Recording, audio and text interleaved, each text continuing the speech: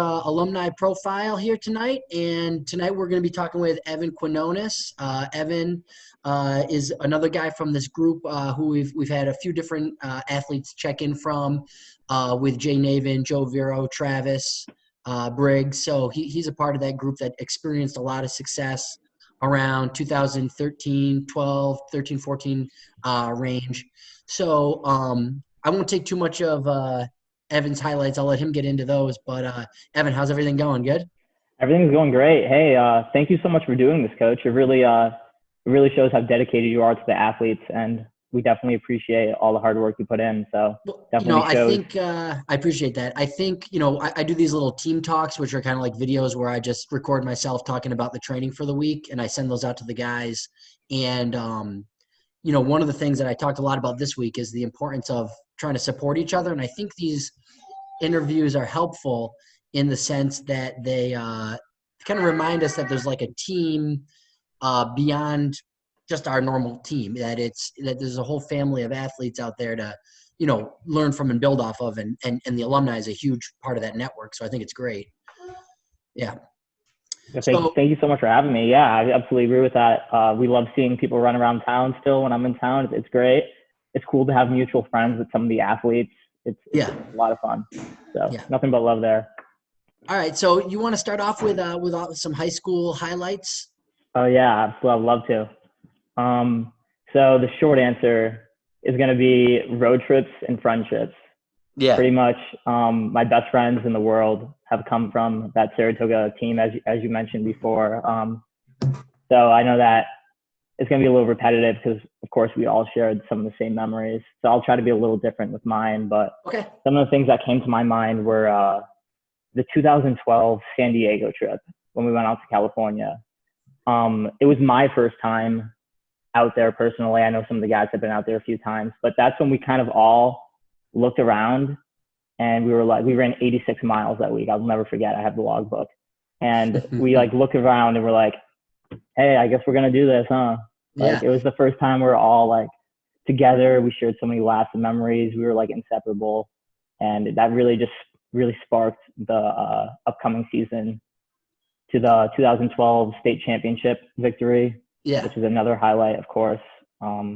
Actually, the picture that you sent me, that'll be in the intro here. So I wanted to make sure I mean, of course, we'll talk about that race, but I wanted to make sure that the picture that I'm going to put as the intro for your interview here that everybody will see is literally how close that meet was, because you're out kicking those 3 FM kids, and you guys ended up winning by 1 point.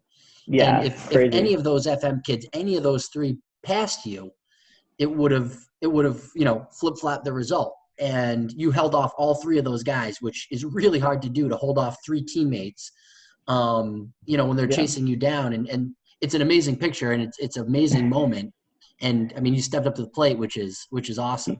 The crazy part about that day, and I'm sure you remember as the coach, but I think our 1-5 split was 13 seconds. Yeah, exactly. It was and we're all across the line. So I mean, that was just a huge team effort. I'll never forget. It's funny that you mentioned that picture. Moments before that picture, probably 100 meters before, freshman Gavin Gaynor. Yeah. To keep it PG, he was like, explicit. There's FM. Explicit. We got to go. And it's funny hearing that. It's duh. But it was pretty funny hearing that from Gavin. I don't know why. I'll just never forget that. Well, yeah. I mean, Gavin, he was a guy, and for people who are maybe watching, because Gavin didn't end up graduating from Saratoga, and his family moved out of town after his freshman year. He gets talked about a lot by older guys, but anyway, Gavin ended up running, I think 4:10 or 4:11 in high school, and he was an incredible runner. But he was a huge part of that state championship team when he was in 9th grade. We had 2 9th graders on that team, Aiden and Gavin, and that's very out of character for Gavin to show that kind of emotion. He was a very introverted guy, especially as a 9th grader. Super serious. And to go off what you said about having 2 freshmen on there, I think that really just highlights there's no set in stone time in which you can be a contributor. That's awesome that you say you that. could show up to practice the first day of summer or the first day of cross country and all of a sudden just be a contributor. There's no outline for when you can start scoring for the team. That's super valuable for the guys to, I think, get a grasp on. Like the top 5, top 7 is not set in stone by no stretch of the imagination. Right.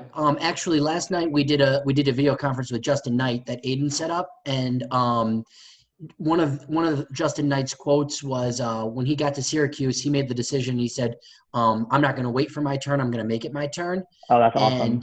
And I think that quote sums up exactly what you're saying. Like, if you're looking ahead of you and you see there's 7 or 8 guys who all believe that they are in the top 7 and they think you're maybe the 9th, 10th, 11th guy, there's nothing stopping you from upsetting the apple cart and trying to move up in there and challenge them. And that makes the team better from top to bottom when guys don't feel like accepting their roles, right? When they don't feel like they're going to lock into the spot.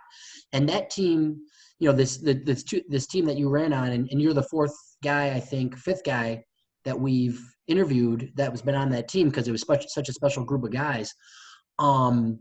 You guys, your top 5 was different all the time. I mean, you guys interchanged and picked each other up. And when you have a group that can run within 12, 13, 14, 15 seconds of each other from 1 through 5 or 1 through 6, that's going to happen. And it's a great thing to have. Yeah, absolutely. That was a really special season for us. And I know, of course, it was just topped off with the state championship, federation championship, and NXN. That was a great way to go out. Yeah. It was incredible to watch you guys come together, and it was cool because, the year before you could see it happening. You guys were showing some signs, like you gave Shaker, a good challenge a couple times, even though they were one of the best 2 or 3 teams in the state. And, you were showing signs of being a really kind of elite team. And then you put in that huge summer and you guys really came together, and, the results spoke for themselves by the end of November, which is awesome. So what about some other highlights from your running career besides those cross-country ones? So I would have to bring up the 4 by mile as well, but just another piece of information about that. I believe at the time when we ran that 4 by mile, the All-American 4 by mile effort, for me, it was really a breakthrough race. I had not been running very well that indoor track season, and I know some of the guys, the baton was in my hand at a very big meet, and I had to step up to the plate, and very proudly so, I did step up to the plate, which I was super happy about. But I think at the time we ran 17:27, and I think that was U.S. all-time number 9 for indoors when we ran it. That's amazing. Cool. And it's really hard to wrap your head. I know since then, I'm sure it's been shattered with these crazy high school times, but I remember hearing that and just being like, wow. This is actually a special group of guys. That's right. Top 10 is indisputably that's amazing. Yeah. So I'm super grateful I was a part of a team like that. And it's just crazy being around other areas and other people who've graduated from other high schools, talking about having a team with 4 guys who are right at 420 or under. It's kind of mind-boggling looking back at it. Yeah. But, It is crazy. It's crazy. And the hard thing is the first really hard thing is just having guys that can run that fast point blank. And then you get 4 guys to run close to that fast on the same day. And that's even more, crazy to think about doing, because like you said, everybody has their ups and downs, and somebody's here and somebody's there, but you get everybody to run a solid or really solid effort on the same day. And that's when you can do something like run a top 10 all-time time or be All-Americans or something like that. Yeah. Yeah. And some other moments is I had a wonderful opportunity of also participating on some of the shorter relays. Right. So a moment I'll never forget is when I was a sophomore, I really looked up to Sam Place, who was a senior at the time. Mm-hmm. And this was the first time I stepped on the track after doing a year under the Quinones. But I had a 4x8 spot on a 4x8 that was pretty good with also upperclassmen. We were 8. It was around 8 flat, which was it's pretty good. Yeah, it's very good. And I remember him just being the spot could be yours. And I remember that was the first time where it became real, where I could be a contributor to a team, because beforehand I'd just been a JV soccer player, like a freshman soccer player, not even really just like sitting on the bench. So I really didn't contribute to anything. And it was kind of like the first special time for me where I could have, where I ended up running like 202 that day. Yeah. I won't forget that. And that's a great thing for older guys on a team to hear, or younger guys to hear, for when they become older guys, how powerful it is to, just that little comment, like, hey, you got a shot at this, man. Like, you can be a part of a relay, or, you can help us out. That means a lot to a younger athlete when they might not realize just that an older athlete, someone who's faster than them that they look up to, has taken notice of the progress they've made. That can be very powerful. And it's, coaches say that stuff to kids all the time, like, hey, you're doing really good. Like, you're moving up. And I'm sure it does mean something to the kids, but when it comes from an athlete or comes from a peer or a role model like that, that's very powerful.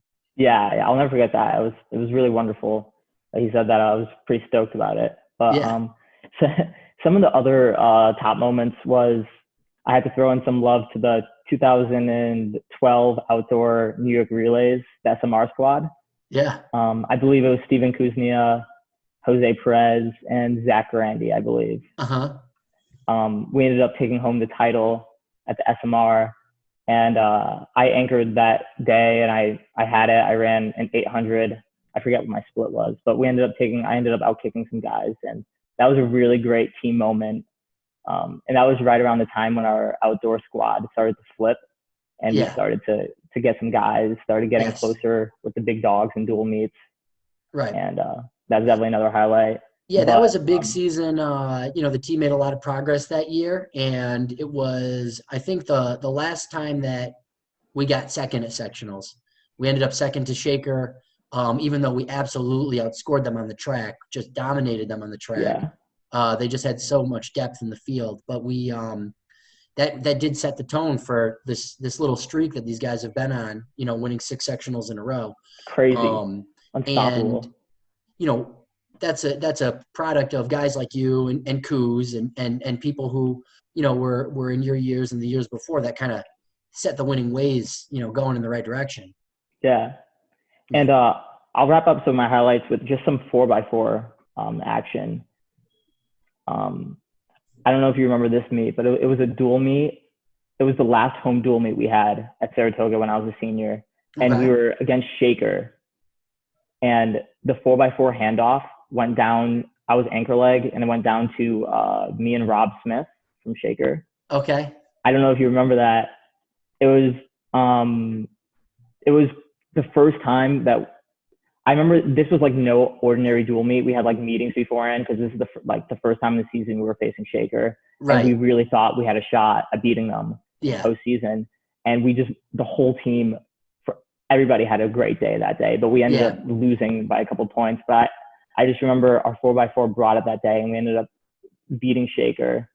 And it just kind of like, it was right at the end of the meet. The whole team was just like cheering, going crazy.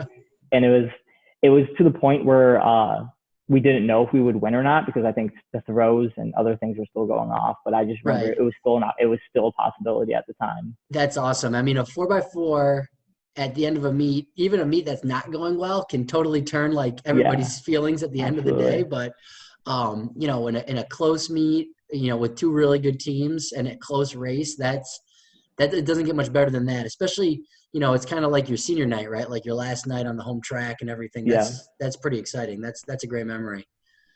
Yeah, but to basically summarize, the road trips and the friendships they were just phenomenal. Someone who didn't really travel much out of Saratoga County, having all these opportunities was just, it was awesome. I'm so thankful for it. Yeah. And you guys, I mean, that's kind of like the theme of your guys' relationship still today. I mean, you, Jay, Joe, Travis, everybody, Will O'Neill, everybody who gets together, it's road trips and friendships. You guys go on your long road trips and you hike around and you get lost and you fight with each other, and then those guys have me going to the craziest places. I love that you guys do those trips together. It's so cool. Yeah, it's a lot of fun. Yeah. All right. So let's switch over. Let's talk a little bit about your college transition, because you kind of were in a couple places, and it took you a little bit to kind of get where you wanted to be, but I think you ended up, finding a lot of success, which is great. Yeah. So I took the whole didn't do so well in the high school path, which I doubt you have any athletes in that position. Maybe you do, I don't know. But so I went to, it was actually a blessing in disguise. I went to SUNY Cobleskill for a year, right around the corner, and found some success there, made some friends there. I had an awesome coach there. Yeah, he's very supportive. Very supportive. I ended up being the first Cobleskill athlete in any sport to qualify for the NCAA championships, which is really something I'm very proud of, which is awesome. Yeah. So then I went a year at Cobleskill, then I transferred to a Division II school called Florida Southern College, where I ended up graduating from both grad and undergrad. College running was great. Did you want to talk about college running? Or yeah, well, tell me about either some of your experiences there, or some of the guys have just talked about parallels between high school and college, and things that reasons for success in high school translated to reasons for success in college and things like that. Okay, gotcha. Yeah. I think definitely there's as you said in previous interviews, there's definitely common themes with friendship, and your support system is just absolutely huge, which is something that definitely made us successful in high school and college. I mean, just having supportive coaches, having supportive parents, having supportive teammates, just creates that stool, that 3-leg stool there. And it's really hard to fail when you have such great structure and support and love from everybody around you. It's really hard to fail. But college is interesting because it could go exactly right, or it can go exactly wrong in college. So basically obviously you have more freedom, and you don't have your parents to make sure you're not staying out till 3 a.m. on a school night. And we're so great. Like, I'm so thankful that I went to Saratoga, into a very strict, really regimented program. But in college, I don't want to use this term, but it's the only thing that comes to my head. There's less like hand holding. Yeah. So you can really slip. And, you see these great athletes who come into college and just underperform. And, it's a shame, but I found success in college because I just always have loved the sport of running and just kind of never deviated off the training path. And I've always been fortunate enough to be a part of like a cross country team that's been relevant. I was honored to make it to the NCAA championships twice with the cross country team here at Florida Southern. So that was great. I mean, that keeps you focused. Sure. Yeah. Competing at the highest level, for Division II is a great accomplishment. Do it twice, it's even better. Yeah, absolutely. But another thing would be time management is just absolutely crucial when you're in college. That's something you really don't have to worry about in high school. I mean, people have homework, but it's not to the level of college. You don't have these big semester long projects that you really should start day one, but then you ended up putting off. And then next thing you know, you're pulling an all-nighter before a race. Right. And that doesn't work out good for anybody. Doesn't work out. And, and the thing it's kind of gets back to that thing, like just the more independence, the less hand holding and figuring out how to, sort of take care of business the way you're used to taking care of business, with it being a little bit more, on your own. So, figuring out ways to develop that support system, whether it's the guys you live with or your coaches or your professors, figuring out those things is really important part of transitioning into college. It can be tough for people, especially right at the start. Yeah. Especially people who have never traveled before either. I mean, some people come into the college world, and, we were on the road so much in high school, but some people have never traveled out of their county. So when they go on these week-long trips, they just don't know what to do. Right. So. All right. Well, that's awesome. I mean, I love hearing about the parallels between high school and college and how people handle that transition. Because so many people have handled it so well, and it's because of the parallels between their high school and college situations. All right, you want to talk a little bit about what life's been like since you graduated from college, what you've been doing, where you've been living, and things like that? Yeah, absolutely. I still live in Lakeland, where Florida Southern is located. I graduated with my master's degree in 2018, and I actually just got my CPA license the end of last month. So I'm officially a licensed CPA, which feels great. I've been at this school thing for 6.5 years. So I finally have some time to train, which I've been doing. I haven't really taken any time off from running. I still love the sport. And Yeah. I mean, my whole life revolves around it still, so, Yeah. which is healthy or unhealthy, I don't know. But I work at an accounting firm. I audit governmental and nonprofit entities. So really boring stuff, but if it makes you happy, if it makes you feel fulfilled and, helps you have the life you want to have, I mean, yeah, I don't know if that's good. anybody's passion, but But it seems like you're doing great. And I mean, now that we're buddies on Strava, I have seen that at least in the last week, you've had a great training week. I mean, I've seen a lot of the stuff you guys have been doing. yeah, Checking in on Jay, checking in on Aiden's. It's probably going to get me into trouble. I'm going to be looking at my phone way too often, but it's fun to see the training you guys are doing. yeah, the access to data is crazy for sure. Yeah. It's very addicting. Yeah. I like Jay's little, Jay puts his little pictures up and his little comments, and He's it's fit, funny. man. He's fit. Oh, he's fit. Yeah. He's in good shape, which is cool. Yeah. I mean, he's gearing up towards that marathon, so hopefully he gets to run it. Yeah. You have any goals like that coming up? Are you kind of targeting any races or times or things that you're working towards? Or are you just trying to stay fit and fast? I've just been trying to stay fit and fast. I find it like super impressive if anyone could stay like fast twitch muscles fast. Like if anyone can run anything faster than like a 3K, like post college, I'm just like crazy impressed. But I really want to, since I had so many opportunities to run fast in the 1500 and 800 in college, I kind of didn't really tackle the 5K. So I feel like my 5K time just isn't what it should be. So I think it'd be safe to say I'm going for a 5K PR. That's awesome. That's awesome. Yeah. I think you'd be able to run a great 5K. I mean, obviously you did well with it in high school, even though it wasn't like your focus. When it came to track, you certainly focused on the more middle distances because you had such great foot speed. But it's not like you were a liability in cross country. I mean, you ran like 1540 at SPAC, and you were 940s in the 2 mile. So you've got the ability to stretch it out too. Distance runner at heart for sure. Yeah.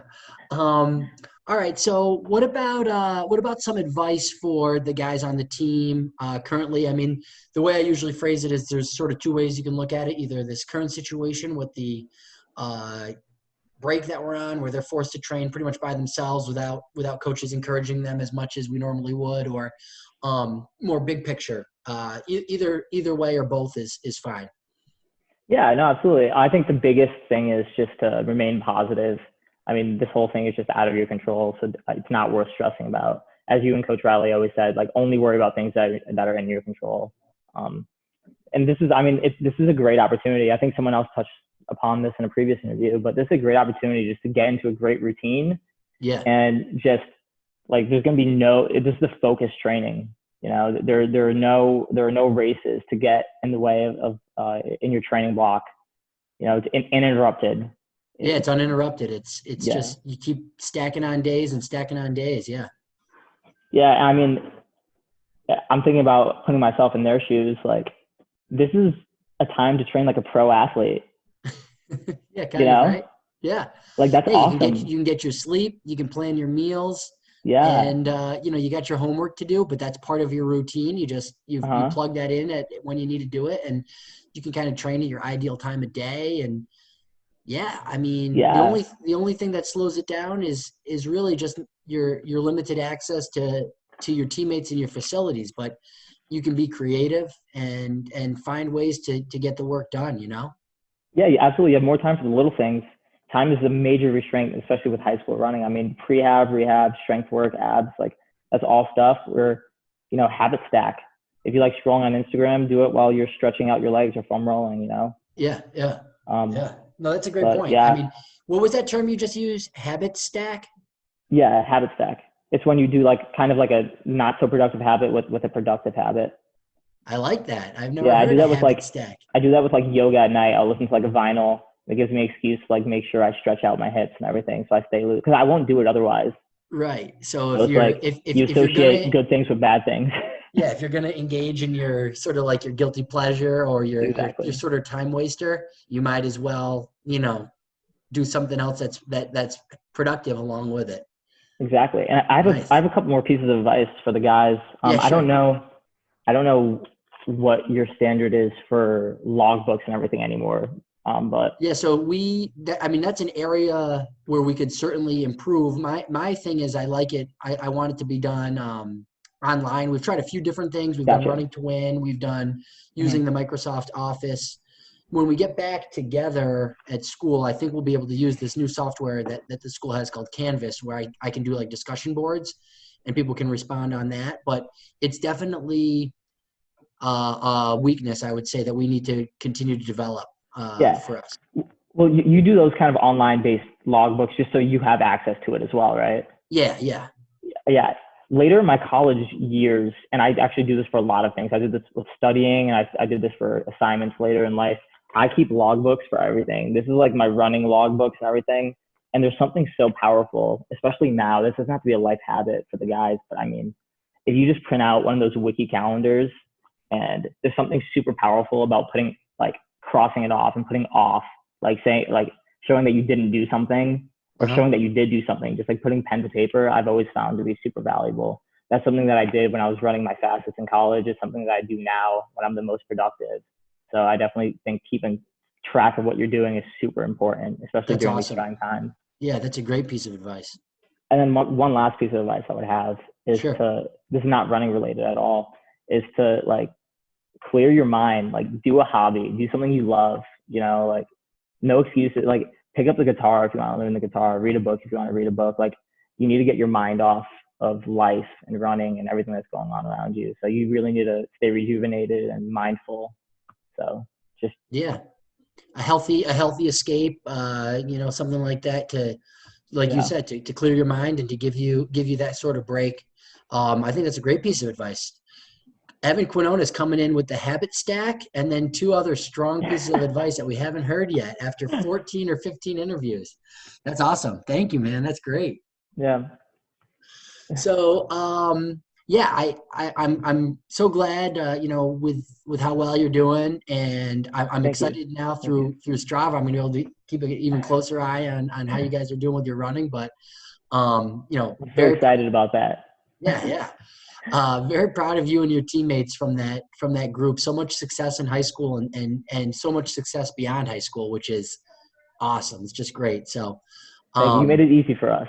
no, I And appreciate that. yeah, and I'll have a question for you, Sure. if we can, if we Yeah, can. yeah. All right, give me, and it could be PG. It doesn't have to be like, it doesn't have to be as deep. Give me Okay. the top 2 or 3 Evan moments you've been most mad at me. All right. Well, I mean, you were a pretty inconsistent performer, which could be maddening because your ceiling was incredibly high.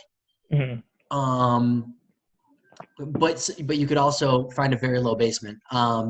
So I think the two races that jump out in my well, let me think here. There's the comment that you made when we ran 4x8 down at Middletown, and Jay, did you fall on the handoff or Jay fell on the handoff coming in on the 4x8? Do you remember you guys got tangled up a little bit? Oh, someone fell. I don't remember off the top of my Okay, head. Someone so did so fall. that race anyway, you got the baton and you had run 155 at state qualifiers a week before, so we knew you could run fast. And I don't remember what you split, but it wasn't 155, and I don't think you were happy with it. And I said, that kid from Syosset caught up to you and ran by you, and he ended up splitting 153. And your quote was, "Well, if I knew he was going to run 153, I would have gone with him."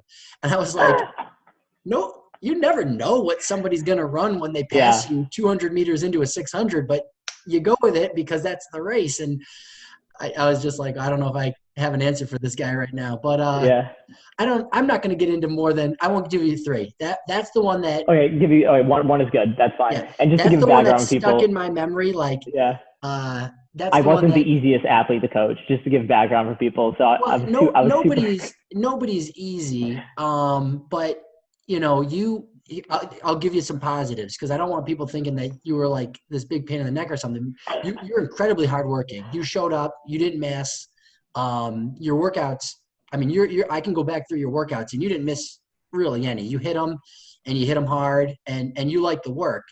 Um, you just, it took you a little bit of time to develop that belief in yourself, to be consistently confident in who you were, I think, as a runner and a person. And once you did that, I mean, you took off. I mean, as a runner, and I mean, you've got so much success now. So it's what I mean. It's exciting to see you guys and the progress you made. And everybody's like that in high school. I mean, not to pick on Jay, but Jay was unbeatable in Section 2, but when he was a junior and he would get outside, he didn't sometimes look like the same person, but he grew out of that and he learned how to compete and believe in himself and trust his ability and his training. And, then he splits three flat on the 1200 leg of the DMR, opening up at Nationals, and outkicks Mikey Brannigan from Northport. And you're like, there's no way that this guy would have ever lost to anybody. But, it takes time to progress. Aiden had his down days at times, and, everybody does. So I think if it wasn't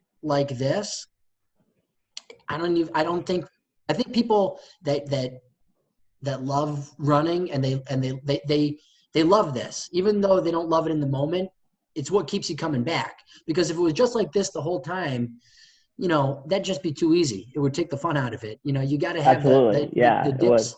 You got to have the dips and the ups and downs to keep you coming back and pushing for more and challenging yourself. And, that unknown is what keeps you hungry. So, it's progression. So I'm super thankful that I had you guys there to develop me as a person. So I thank you for that.